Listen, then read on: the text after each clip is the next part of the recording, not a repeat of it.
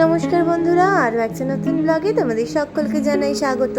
Good morning, welcome to my channel, welcome to my blog. কী করছো, কেমন আছো গাইস? Good morning. শুরু হয়ে গেছি সকাল সকাল নতুন একটা ব্লগ নিয়ে তোমাদের কাছে চলে এসেছি। তো এই হচ্ছে আমার ছেলে। Good morning. ও রেডি হয়ে গেছে, এবার আমরা বেরোবো। এখন বাজে 7:05। তো গাড়িটা খুব তাড়াতাড়ি এখন আসছে, তো একজন যাচ্ছে না বলে। তো চলো দিনটা শুরু করা যাক। তো গাইস চলে এসেছি এখন, মানে ব্রেকফাস্ট না, একটা ডিমের অমলেট বানাবো, সেটা নিয়ে যাব। তো তাই জন্য ফটাফট করবো, একটুখানি শসা কাটবো, পেঁয়াজ কাটবো, ছেলেকে দেবো, বেশ কিছু কাজ আছে। তো চলো তাড়াতাড়ি সারছি। তো চলো শসাটা এবার কেটে নিই, ছেলের জন্য যে ফ্রাইড রাইস, চিকেন আর শসা। এই যে শসাটা ছাড়িয়ে নিচ্ছি, দেখো।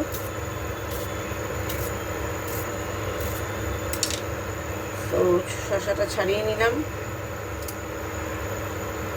তাড়াতাড়ি করে কেটেও দিচ্ছি।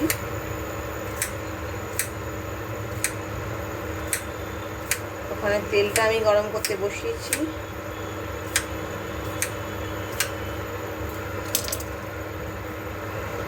তো এই হচ্ছে এটা, আর এখানে দিয়ে দেবো। তাড়াতাড়ি করে পেঁয়াজটাও কেটে নিচ্ছি,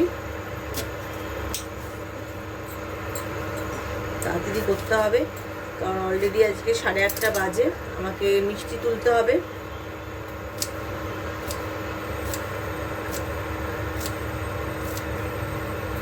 চলো এটাকে এবার কোথাটা গুলতে হবে।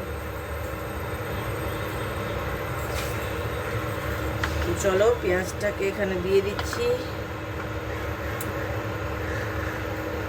পেঁয়াজটাকে দিলাম, ডিম দিলাম, নুন দিলাম,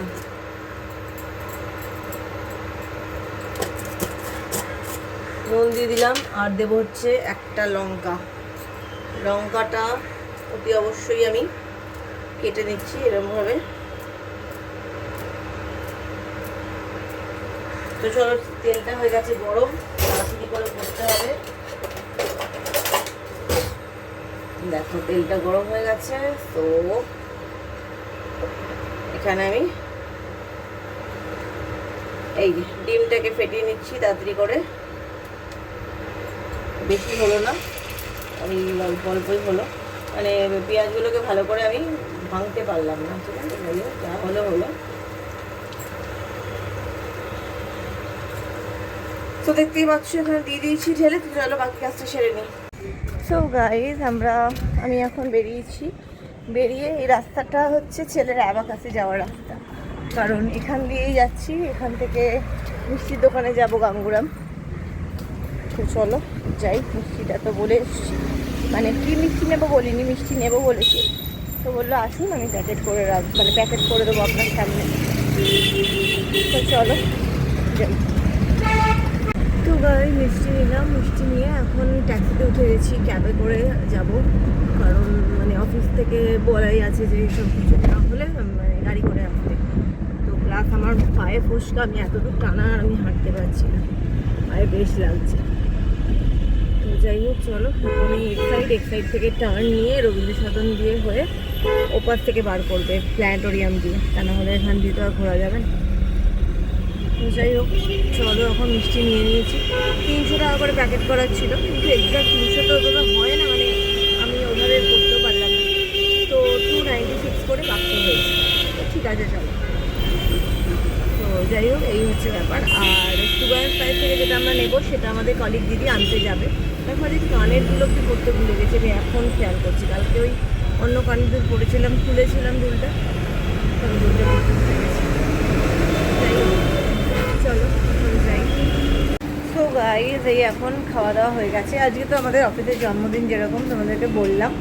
তো জন্মদিন পারপাসে সুগার অ্যান্ড স্পাইস থেকে বাক্স করা হয়েছে আর গাঙ্গুরামে মিষ্টি করা হয়েছে। তো যে যেরকম নেবে আর কি। তো আমি সুগার অ্যান্ড স্পাইসেরই নিয়েছি, তবে সবাই যেরকম নিয়েছে আমি সেরকম নিইনি, কারণ অত পেস্ট্রি প্যাটিস আমার বাড়িতে কেউ খাওয়ার নেই।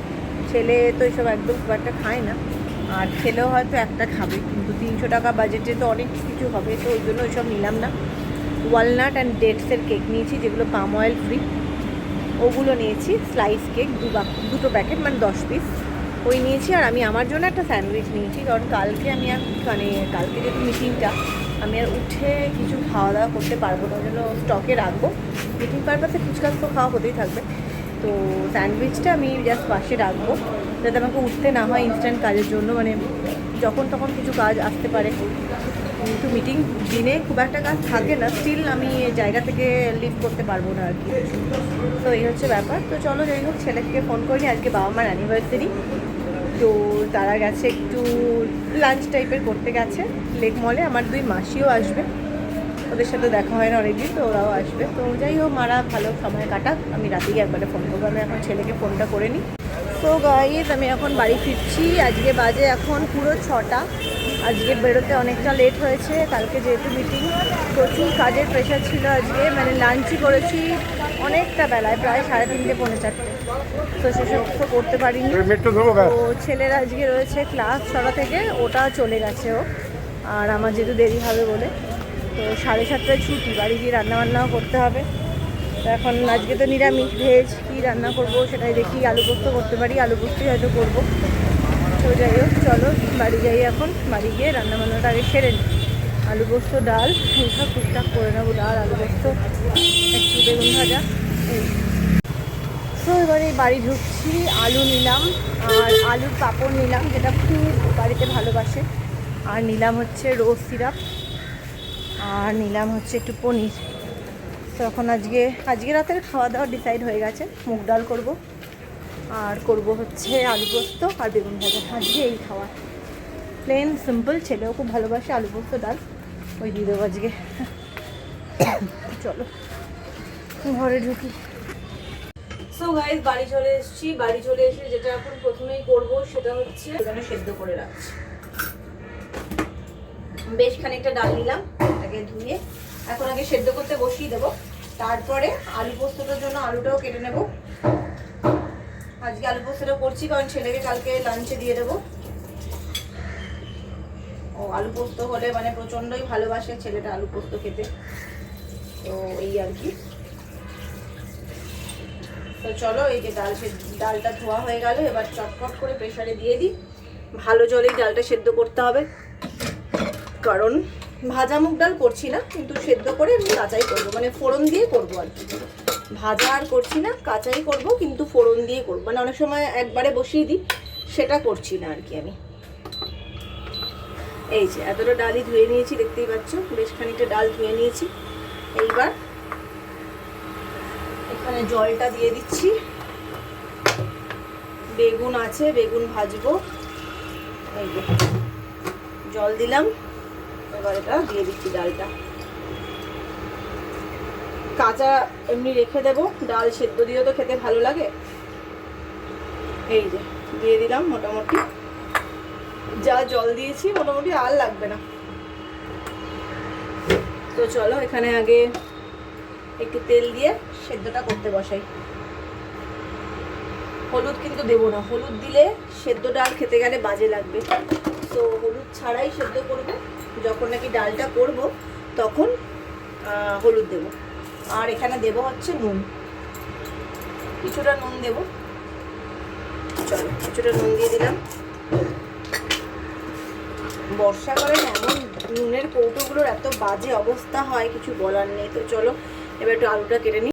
চলো এবার ডালটা আমি একটুখানি করে নিই, হয়ে গেছে যখন ফেলে রেখে তো লাভ নেই। তো ডালের জন্য আমি এখানে ফোড়নটার জন্য আমি তেলটা দিয়ে দিলাম। তো দেখো এই কড়াইতে কিন্তু রান্না করে একটা আলাদাই আরাম লাগে, মানে একটা স্যাটিসফ্যাকশন লাগে যে স্টিলের কড়াইতে রান্না করছি। তো চলো এবারে আমি আজকে একটুখানি সবজি দিয়ে ডাল করব। তো এখানে দিয়ে দিলাম একটা এলাচ ফাটিয়ে, আমি একটুখানি একটু এটা বন্ধ করে নিলাম, একটু জল আছে তো তাই জন্য একটু ঠিক করছে। আমি দিয়ে দিচ্ছি, বেশি দেবো না, খুব একটা বেশি এক গাদা দিচ্ছি না, জাস্ট অল্পই দিলাম। এই যে গাজর আর একটুখানি কড়াইশুঁটি এইটুকুই দিলাম, খুব বেশি একরকম দিলাম না। এই যে একটুখানি ভেজে নিচ্ছি, তার মধ্যে আমি এখানে দিয়ে দেবো হচ্ছে হলুদ দেবো, চিনি দেবো, নুন দেবো। নুনটা আগে ডালটা দেখে নিয়ে তারপরে নুনটা দেবো, কতটা ডালে তো নুন দিয়েছি অলরেডি।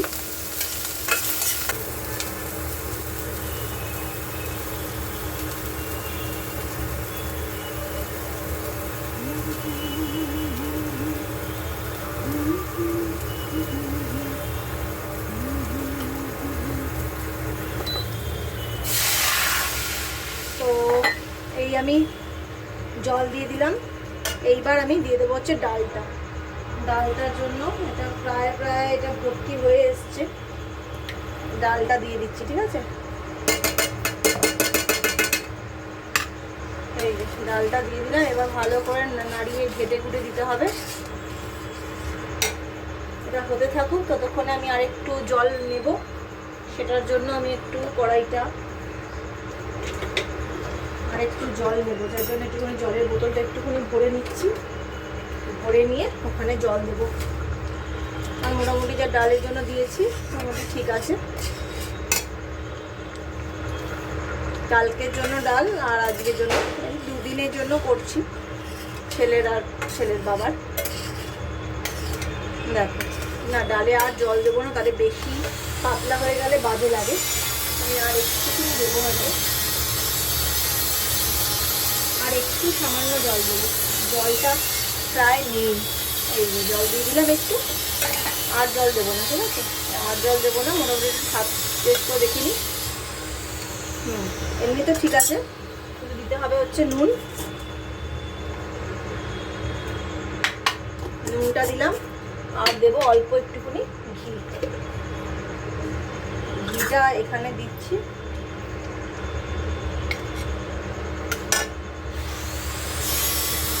ঘি দিয়ে দিলাম। তো গাইস, বেরোলাম এখন বাড়িতে। বেশ কিছু কাজ এগিয়ে এসেছি, যেমন বেগুনটা কেটে চারফালি করে নুন হলুদ তেল দিয়ে মেখে রেখেছি।